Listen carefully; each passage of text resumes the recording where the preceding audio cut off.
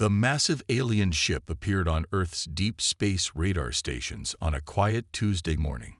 Its size alone made every military commander worldwide hold their breath. It was larger than anything humanity had ever built, stretching nearly 3 miles from end to end. Admiral James Miller stood in the United Earth Defense Force Command Center, his weathered face illuminated by the glow of dozens of screens. At 62 years old, he had spent his entire career preparing for this moment, though many had called him paranoid for believing in alien threats. "Sir, they're broadcasting on all frequencies," reported Lieutenant Rogers, her fingers flying across the control panel. It's being automatically translated by our systems." The message that played through the command center speakers was clear, cold, and arrogant. "Attention primitive species of Sol 3. This is High Chancellor Vector of the Galactic Council. Your world has been selected for integration into our empire. Resistance is futile. You have 6 Earth hours to surrender your governing authorities." Miller's jaw tightened. 30 years of military service had taught him that showing weakness to a bully only invited more aggression. "Open a channel," he ordered. "Let's try diplomacy first." The communication link crackled to life. Miller spoke clearly and firmly. "This is Admiral James Miller of the United Earth Defense Force. We welcome peaceful contact with other civilizations, but we reject any demands for surrender. Earth is our home, and we are a sovereign species." The response came quickly, accompanied by mocking laughter. "How quaint," High Chancellor Vector's voice dripped with condescension. "Another primitive species that thinks it deserves a place at the galactic table. We've conquered worlds far more advanced than yours, Admiral. Our scans show your technology is barely past fossil fuel usage. You haven't even achieved efficient faster-than-light travel." Miller shared a knowing look with Dr. Anna Martinez, Earth's chief defense scientist. They both knew the alien scans were only picking up what Earth wanted them to see. The real technology, hidden in underground bases and shielded facilities, was far more advanced. "We request peaceful negotiations," Miller tried again. "There's no need for conflict." "Negotiations," Vector's voice boomed. "With primitives who still use chemical rockets. The Galactic Council has ruled this sector for 10,000 years. We do not negotiate with species who haven't even unified their planet properly." What Vector didn't know was that Earth had unified, secretly, 15 years ago. The old nations still existed on the surface as a show, but humanity had learned to work together after finding that crashed alien ship in 2089. The command center's mood grew tense as more alien ships began appearing from hyperspace, a fleet of 30 vessels, each bristling with weapons. They took up attack positions around Earth's orbit, their intentions clear. "This is your final warning," Vector announced. "Surrender now, and your species will be permitted to survive as workers in our empire. Resist, and we will make an example of Earth to all who doubt the Council's power." Miller straightened his uniform and looked around the command center. Every face showed determination rather than fear.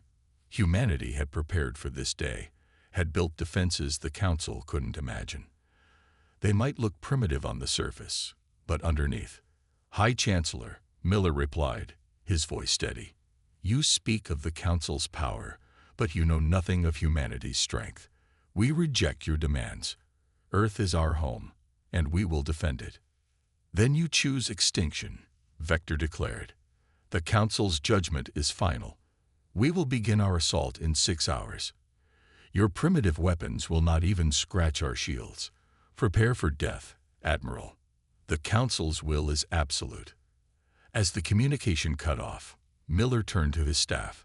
"Send the alert to all bases. Operation Phoenix is now active. Let's show these bullies what humanity can really do." The next 6 hours would change the galaxy forever, though the Council didn't know it yet.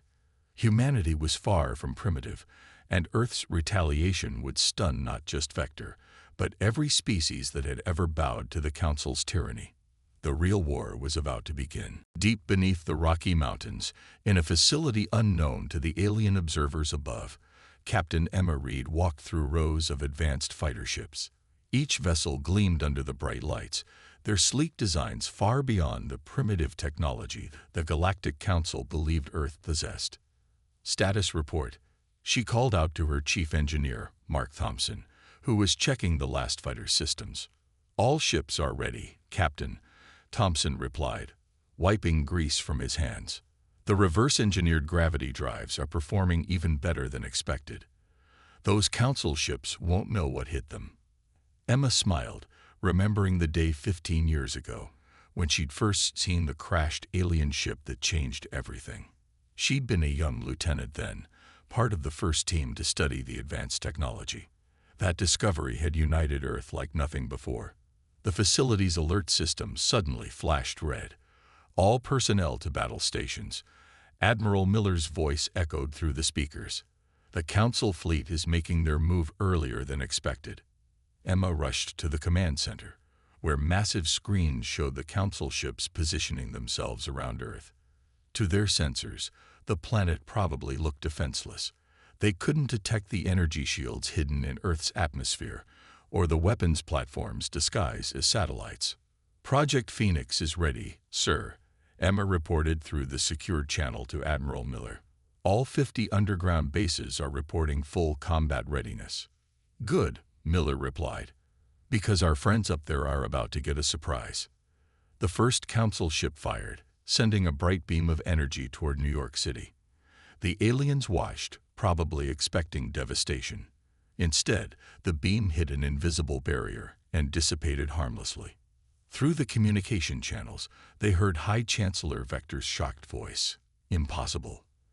Their cities should be ash. What trickery is this?" Admiral Miller's response was calm. "You should have done better research, Chancellor. Let us show you what a primitive species can do." Emma gave the signal. Around the world, hidden hangar doors opened in mountains, deserts, and oceans. Hundreds of Earth's advanced fighters rose into the sky, their gravity drives humming quietly. Unlike the bulky Council ships, Earth's vessels were small, fast, and nearly impossible to detect. "All squadrons, execute Pattern Alpha," Emma commanded, climbing into her own fighter. "Remember your training. We've prepared for this day for 15 years. The Earth fighters struck with precision. Their weapons, based on technology from the crashed ship, but improved by human innovation, cut through the Council ship's shields like they weren't even there. 3 alien vessels fell in the first minute, their crews never even seeing what hit them. "How?" Vector's voice boomed across all channels, panic replacing his earlier arrogance. "Your species, you were supposed to be primitive."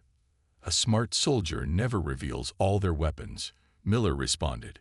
"You saw what we wanted you to see, Chancellor. Humanity learned long ago to prepare for threats from the stars."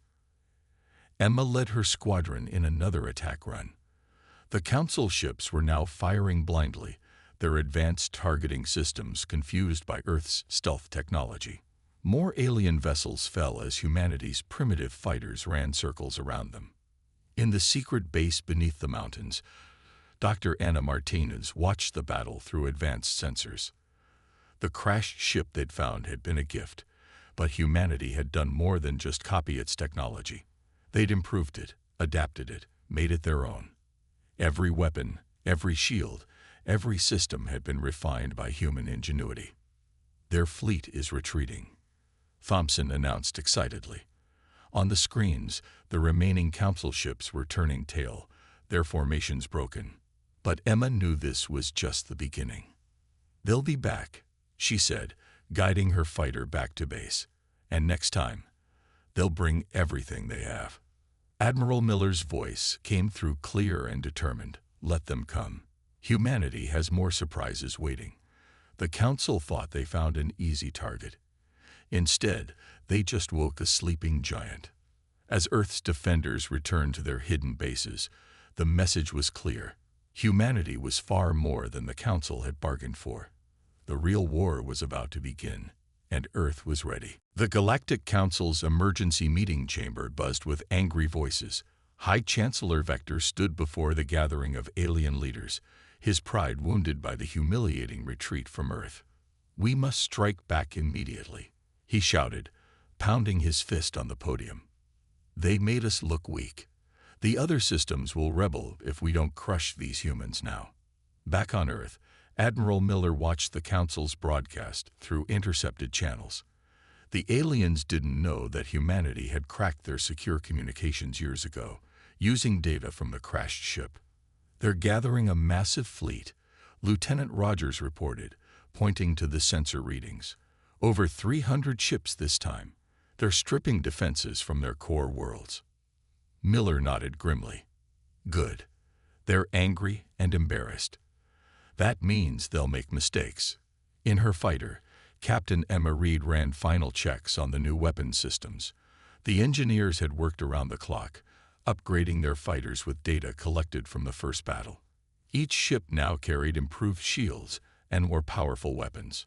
"All squadrons report ready," Thompson's voice crackled through the comm. "The planetary defense grid is at full power." The Council fleet appeared suddenly, dropping out of hyperspace much closer than before. They had learned from their first mistake and weren't giving Earth's fighters room to maneuver. Vector's voice boomed across all channels. "Attention, Earth forces. Your tricks won't save you this time. Surrender now, or we will reduce your cities to ash." Miller's response was simple: fire. Hidden missile platforms on the moon's surface activated, catching the Council fleet in a devastating crossfire. Dozens of ships exploded before they could raise their shields. The aliens had been so focused on Earth that they hadn't even checked its satellite.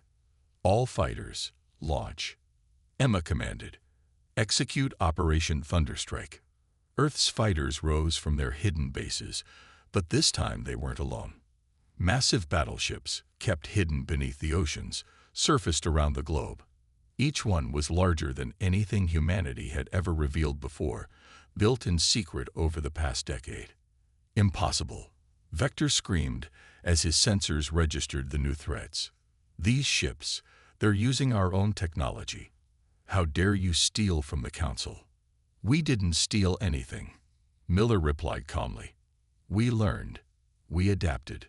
We improved. That's what humans do." The battle that followed was unlike anything the Council had ever experienced. Earth's ships moved in perfect coordination, using tactics the aliens had never seen before. Fighters slipped through shield gaps that shouldn't have existed. Battleships fired weapons that somehow bypassed Council defenses completely. Emma led her squadron straight for Vector's command ship, executing maneuvers that the Council's tactical computers insisted were impossible. "Remember," she told her pilots, "they rely too much on their technology. We have something they don't: creativity." The Council fleet's formation began to break. Their ships, designed for fighting in rigid patterns, couldn't adapt to humanity's unconventional tactics. More vessels fell as Earth's defenders pressed their advantage. In the underground command center, Dr. Martinez monitored the battle through advanced sensors. "Their ships are starting to retreat," she announced. "But something's wrong. They're not running away. They're regrouping for something big." She was right. The remaining Council ships formed a tight circle, their weapons charging for one massive strike. "They're going to try to overwhelm our shields with a concentrated blast," Miller realized. "All ships, execute Defense Pattern Delta." Earth's response was immediate. The battleships moved into position, forming a barrier between the Council fleet and the planet. But instead of raising their shields, they activated something else. Massive energy absorbers, designed specifically for this scenario. When the Council ships fired their combined weapon, the blast was absorbed completely. Earth's battleships glowed bright blue as they channeled the energy through their systems and sent it right back at the alien fleet. The resulting explosion lit up space like a new sun. When the light faded, most of the Council fleet was gone. The few surviving ships fled in panic, jumping to hyperspace without even trying to coordinate their retreat. Admiral Miller looked at the victory display with grim satisfaction. "Send word to all Earth forces," he ordered. "Phase 1 is complete. Now we take the fight to them." The Council had tried to crush humanity. Instead, they had just ensured their own destruction. The Galactic Council's Grand Chamber had never been so quiet.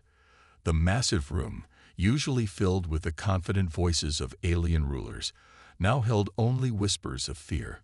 High Chancellor Vector stood before them, his once proud stance now wary.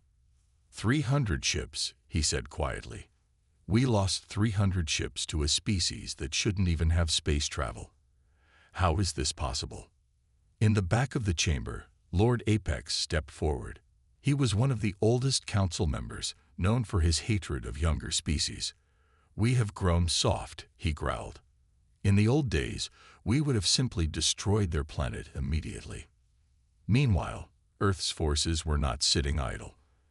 Admiral Miller gathered his commanders in the war room beneath the Rocky Mountains. Holographic displays showed the positions of council worlds and military bases across the galaxy. The Council is in chaos, Miller explained, pointing to different locations on the map. Their pride is hurt, and they've left their worlds undefended. Now is our chance to strike. Captain Emma Reed studied the battle plans carefully. Their biggest military base is here, in the Alpha Centauri system, she said. They never expected an attack so close to Earth. They thought we couldn't reach it. Dr. Martinez stepped forward, holding a small device. We've finished analyzing their hyperspace technology, she reported. Our ships can now jump twice as far as theirs. We can hit them anywhere in their empire. Back in the council chamber, the debate grew heated. Lord Apex had taken control, pushing for extreme measures. We must gather every ship in the empire, he shouted. We will turn Earth into an example that no species will ever forget. But before they could vote, alarms began blaring throughout the council space station. A guard rushed into the chamber, his face pale. My lords, Earth ships, they're everywhere. Earth had launched its counterattack. The hidden fleet, much larger than what they had shown before, emerged from hyperspace at multiple points across council space. Emma led the first strike against their biggest military base. They have no idea what real tactics look like, she told her pilots as they approached the base. Show them how humans fight. The Earth ships moved like nothing the Council had ever seen. Instead of attacking in standard formations, each ship acted independently, yet somehow still perfectly coordinated. Council defenders, trained to fight against predictable enemies, couldn't handle Earth's creative battle strategies. Miller watched from his command ship as reports came in from across Council space. 20 bases captured in the first hour, Lieutenant Rogers reported. Their defenders are surrendering as soon as they see our ships. More surprising news arrived from other alien worlds. Sir, Thompson called out, we're getting messages from planets under Council control. They want to help us.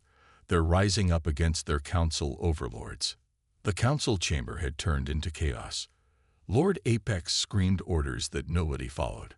High Chancellor Vector sat in his chair, watching helplessly as reports of defeats came in from everywhere. How? He whispered. How did we fail so badly? The answer came from an unexpected source. One of the younger council members stood up and faced his leaders. We failed because we were wrong, he said simply. We saw humans as primitive because they were young. We never considered that being young might make them stronger. Emma's voice crackled over the Council's communications, which they still couldn't secure against Earth's hackers. Your empire was built on bullying weaker species, but you forgot something important. The ones you push down the hardest will bounce back with the most force. As the Earth ships closed in on the Council's capital, Admiral Miller prepared to deliver their terms. The Council had ruled through fear for thousands of years.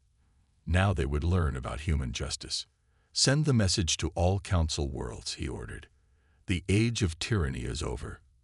Earth stands ready to help build a free galaxy where all species are treated as equals. The Council's greatest mistake hadn't been attacking Earth. Their mistake was thinking that being an older civilization made them better. They were about to learn that sometimes the youngest species had the most to teach. The stars above Alpha Centauri looked different today. Instead of Council warships, Earth's fleet filled the sky. Admiral Miller stood on the bridge of his command ship, watching as the Council's supposedly impenetrable headquarters fell in less than 6 hours. "Sir," Lieutenant Rogers reported, "we're receiving surrender signals from 50 more Council worlds. Their defense fleets are standing down." Miller nodded, remembering how the Council had once demanded Earth's surrender, how things had changed in just a few days. Any word from the resistance groups? On planets across the galaxy, alien species that had suffered under Council rule for centuries were rising up. They had watched Earth's success and found their own courage. Captain Emma Reed's ship landed on a desert world where the local people had already overthrown their Council governors.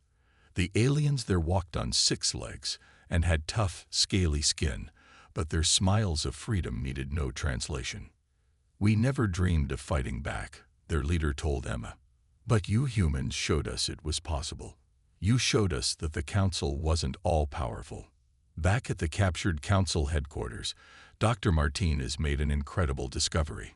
She found the Council's secret archives, containing technology they had stolen from hundreds of species over thousands of years. "They didn't invent most of their advanced technology," she told Miller through the comlink. "They just took it from others and claimed it was theirs.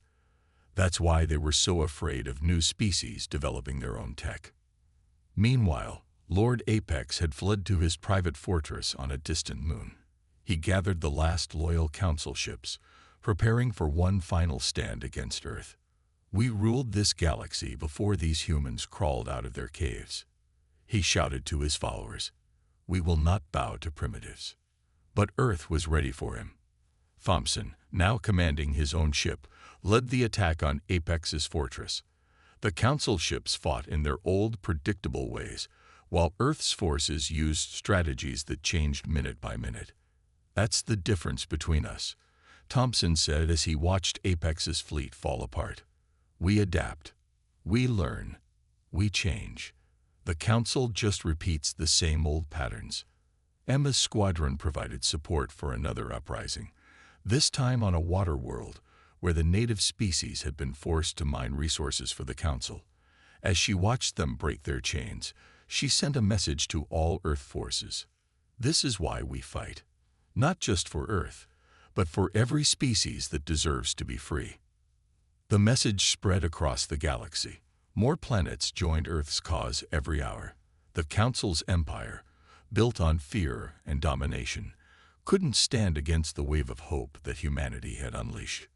Miller received a surprising message from the younger Council members who had survived. They wanted to surrender and help build something new. "We see now what real strength is," their message said. "It's not about having the oldest empire or the most ships. It's about having the courage to fight for what's right." In the ruins of the Council's headquarters, humans worked alongside dozens of alien species. Together, they began planning a new kind of galactic government, one where every species would have a voice. Dr. Martinez shared Earth's technology freely with their new allies. "The Council hoarded knowledge," she explained. "We'll share it. That's how we all grow stronger." Lord Apex made his final stand 3 days later. His fortress fell in just 2 hours. The last defender of the old Council surrendered not to Earth's biggest ships, but to a small fighter squadron led by a young pilot who had learned to fly just months ago. As Miller watched Apex being led away in chains, he thought about how quickly everything had changed. Just weeks ago, the Council had thought Earth was primitive and weak. Now the galaxy was transforming because humanity had stood up to bullies. "Send word to Earth," he ordered. "Tell them the war is almost over. But our real work is just beginning." The age of the Council was ending. The age of cooperation and freedom was about to begin. And it had all started because the Council made one simple mistake. They underestimated humanity. 1 month after Earth's victory over the Council's main forces, representatives from 100 different alien species gathered in a massive space station orbiting Earth. The station, built in secret years ago, now served as the meeting place for what people were calling the Free Systems Alliance. Admiral Miller walked through the grand meeting hall, seeing aliens of all shapes and sizes talking peacefully with each other. Some floated in anti-gravity bubbles, others walked on multiple legs, and some were even made of living crystal. Yet they all shared one thing. They had all fought against the Council's rule. "It's amazing how much has changed," Captain Emma Reed said, joining Miller at the observation window. "A month ago, most of these species were afraid to even speak to each other. Now look at them." Below them on Earth, humans were welcoming alien visitors for the first time. Cities around the world had set up special welcome centers where people could meet their new galactic neighbors. Fear had been replaced by curiosity and friendship. Dr. Martinez was busy teaching alien scientists about Earth's unique approach to technology. Humans have a special way of looking at problems. She explained to a group of eager learners, "We don't just copy solutions, we try to understand them and make them better." But not everything was peaceful. Thompson's fleet was still dealing with Council loyalists who refused to accept the changes. They had hidden in distant star systems, planning to rebuild their empire. "They just don't learn," Thompson said as his ships surrounded another group of Council holdouts. "The old ways are finished. The galaxy needs something new." The biggest challenge came from worlds that had been under Council rule for so long that they didn't know how to govern themselves. Earth sent teachers, engineers, and advisors to help these planets build their own governments and develop their own technology. Emma led one such mission to a planet where the people lived in underground cities. They had been mining resources for the Council for so long that they'd forgotten their own history. "Your people were great builders once," she told their leaders, showing them ancient records that the Council had hidden. "You can be great again. We'll help you remember how." In the space station's main chamber, Miller addressed the gathered representatives. "The Council ruled by keeping species afraid and separate. We'll do things differently. Every world that joins our alliance will keep its freedom. We'll face the galaxy's challenges together, as equals." The alien leaders cheered. Many of them had fought their own battles against Council forces after seeing Earth's example. Each had a story about how humanity's resistance had given them courage. Dr. Martinez made another important announcement. "We're sharing all the technology we found in the Council's secret archives. Every species will have access to the knowledge that was stolen from them. And together, we'll create new discoveries that none of us could have made alone." Some of the former Council worlds were struggling to adjust. They had grown rich from the old system and didn't want things to change. But when they saw how much better things worked with free trade and cooperation, most of them joined the alliance too. Earth's reputation grew across the galaxy. Humans became known not just as warriors who had beaten the Council, but as teachers and friends who helped others stand up for themselves. More species began copying Earth's way of doing things, not because they were forced to, but because it worked better. The Council thought power came from forcing others to obey, Miller told his staff one evening. But real power comes from helping others grow strong themselves. As the Free Systems Alliance grew stronger, the last Council loyalists found themselves with nowhere to hide. One by one, they surrendered or joined the new alliance. The age of empire was truly ending. Emma looked out at the stars from her ship's window. "We didn't just win a war," she said to her crew. "We started a revolution. And not with super weapons or massive fleets, but with a simple idea that every species deserves to be free." The galaxy was changing, and humanity was leading the way. But the biggest challenges still lay ahead as they worked to build something that had never existed before. A truly united galaxy. 1 year after Earth's first contact with the Galactic Council, the view from space had changed completely. Ships from 1,000 different worlds moved freely through Earth's solar system. The planet that the Council had once called primitive now served as the heart of the largest peaceful alliance the galaxy had ever seen.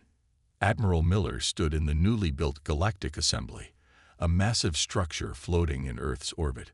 Representatives from every free world gathered here to make decisions together. The huge room didn't have a raised platform like the old Council chamber. Everyone sat at the same level, showing that all species were equal. "To think," Lieutenant Rogers said, now promoted to captain. "A year ago, these species weren't even allowed to talk to each other. Now they're working together to build new worlds." Captain Emma Reed had just returned from a long mission helping former Council worlds rebuild. Her ship now carried teachers and builders instead of weapons. "The best victory," she told Miller, "is seeing children on different worlds playing together without fear." Dr. Martinez had made perhaps the biggest discovery of all. Working with scientists from 30 different species, she found out that the Council had been wrong about one important thing. Younger species weren't weaker. They were actually better at coming up with new ideas. "Look at this," she showed Miller, pointing to a new ship design. "Humans working together with other young species have created technology that the Council never even dreamed of. We don't just copy things, we imagine new possibilities." Thompson, now Admiral Thompson, brought the last piece of good news. "The final Council stronghold has surrendered," he reported. Lord Apex himself sent the surrender message. The war is officially over. But humanity faced new challenges too. Some worried that Earth might become too powerful, just like the Council had been. Miller had a solution for that. "We're creating the Galactic Defense Force," he announced to the Assembly. "Every world will contribute ships and crews. No single species will control it. We'll protect the galaxy together." The Assembly voted on new laws that would prevent any species from gaining too much power. These laws applied to humans too. Earth had learned from the Council's mistakes. High Chancellor Vector, now stripped of his powers, was allowed to speak to the Assembly. His words surprised everyone. "We were wrong about humanity," he admitted. "We thought being old made us wise.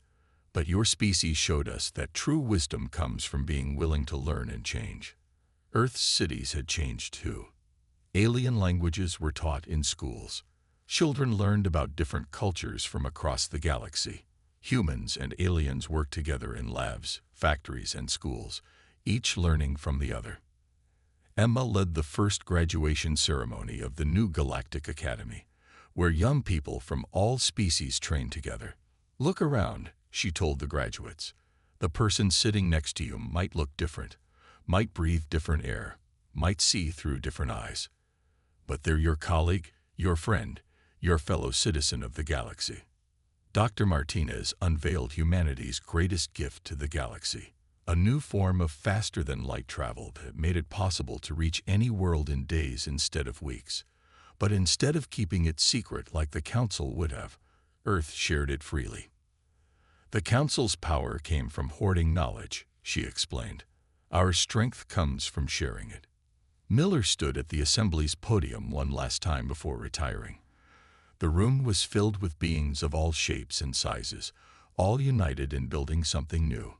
"A year ago," he said, "the Council thought they found an easy target. Instead, they found humanity. They thought we were primitive because we were young. But our youth was our strength. We hadn't learned to stop dreaming, to stop trying new things, to stop believing in a better future." He looked out at the assembled species, former enemies now friends, former slaves now equals. "The Council's time is over," he finished. "Now it's everyone's time. Every species, every world, working together. That's humanity's real victory, not defeating an empire, but helping build a family." As Miller finished speaking, ships from 100 worlds lifted off from Earth, carrying people home to their own planets. But they would be back. Earth wasn't just a planet anymore. It was the heart of a new galaxy, where freedom and cooperation replaced fear and control. The Council had wanted to teach humanity a lesson. Instead, humanity had taught the galaxy something far more important. True strength comes from helping others be strong too.